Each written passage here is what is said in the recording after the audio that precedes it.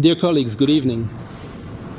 We will begin our work, and on today's agenda we have a scheduled issue regarding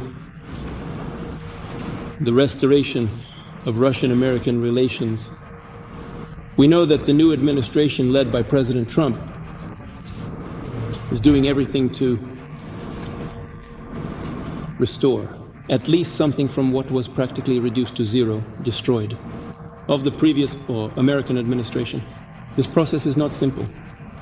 To say the least, it's complex, but nevertheless, as everyone is well aware, I had a phone conversation with President Trump.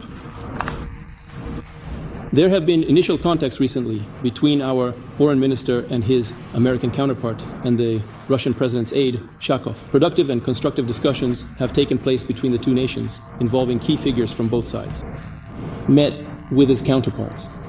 So overall, the situation seems to be starting to move. We'll see what comes of it. Today, we will focus on this topic.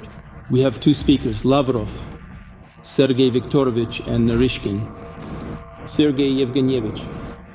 But before we begin, I would like to say that we have reviewed today's address by the President of the USA.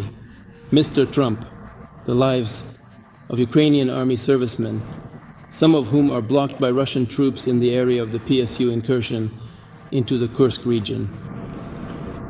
In this regard, we draw attention to the fact that Ukrainian militants have committed numerous crimes against the civilian population in the incursion zone. These acts, as I have already mentioned, are classified by the Prosecutor General's Office of the Russian Federation as terrorism. At the same time, we understand President Trump's call to be guided by humanitarian considerations regarding these servicemen. In this context, I emphasize that in the event of laying down arms and surrendering, they will be guaranteed life and decent treatment in accordance with international law and the laws of the Russian Federation.